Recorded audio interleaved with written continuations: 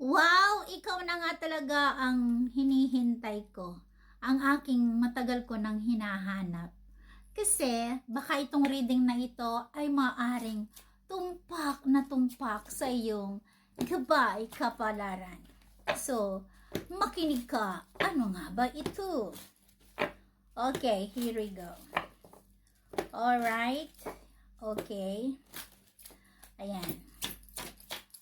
So dito na sumasakit ang karamihan sa inyo ay sumasakit ang ulo ninyo kung paano nyo hati-hatiin ang inyong mga pera sa inyong mga pagbinabayaran, sa mga gastusin, kung paano nyo ito pagkakasyahin.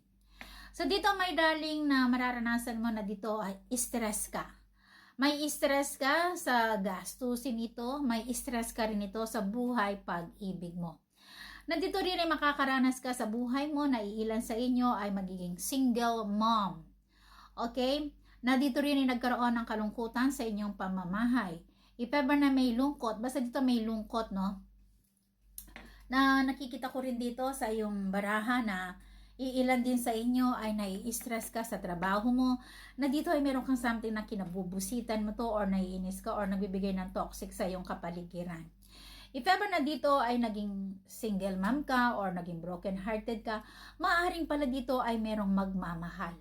May paparating na pag-ibig or there's a chances na yung dating mong pag-ibig ito ay babalik.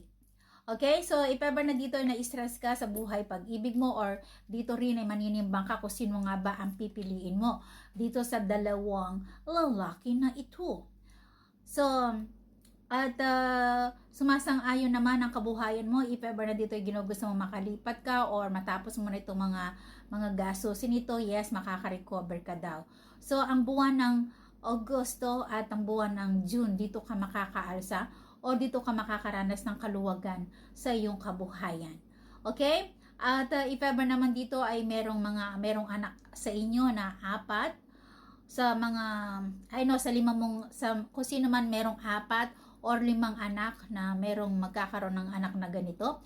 So dito meron kang 3 anak na magpapayaman sa inyong pamilya. Sa mga magiging anak mo, basta dito 3 anak ang magpapayaman sa inyong pamilya.